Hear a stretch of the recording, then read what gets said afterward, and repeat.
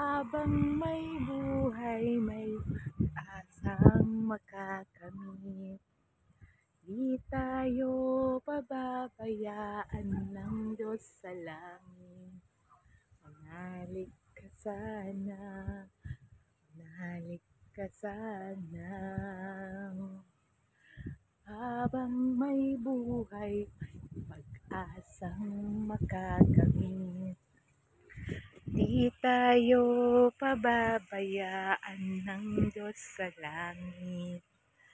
Manalig ka sana, oh sinta. Yan guys, ayan.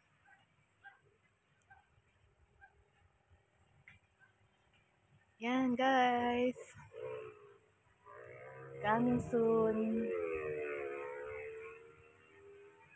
Yung haunted house soon. Bububong. Ayan.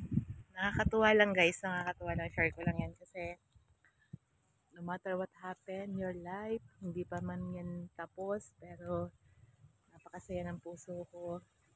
Nag-uumapaw. Kasi hindi pa yan tapos totally. Pero yung malagyan lang yan ng bubong, for me is an kakatabanan ng puso. Kasi hindi ko rin basta kitain kung ano. Kaya habang may buhay, may pag-asang makakamit.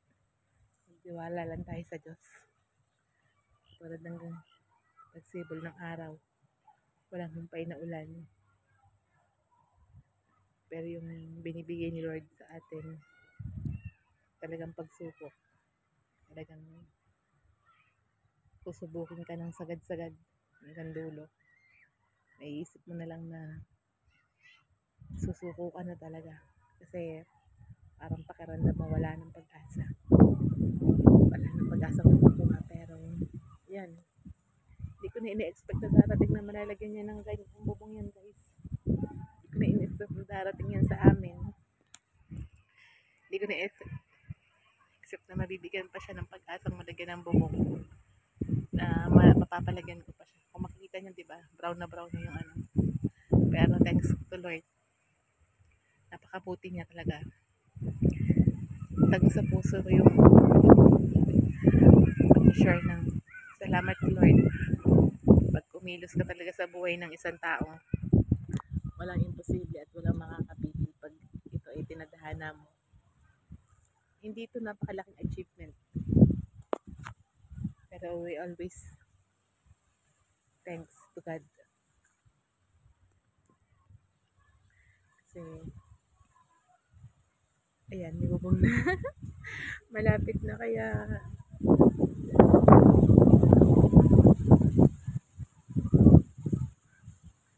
thank you Lord.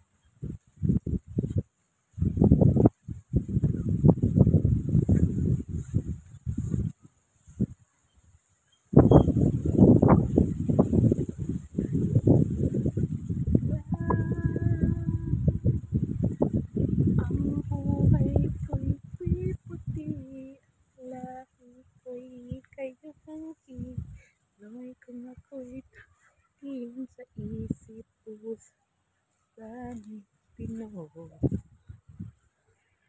Pinoy, Pinoy,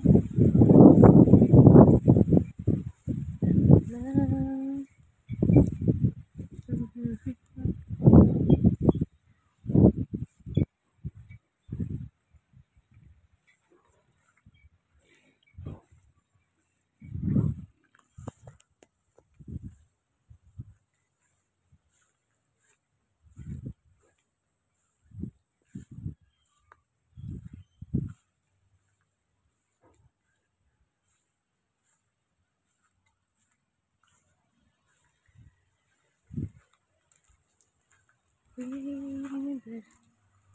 Sabi na siya.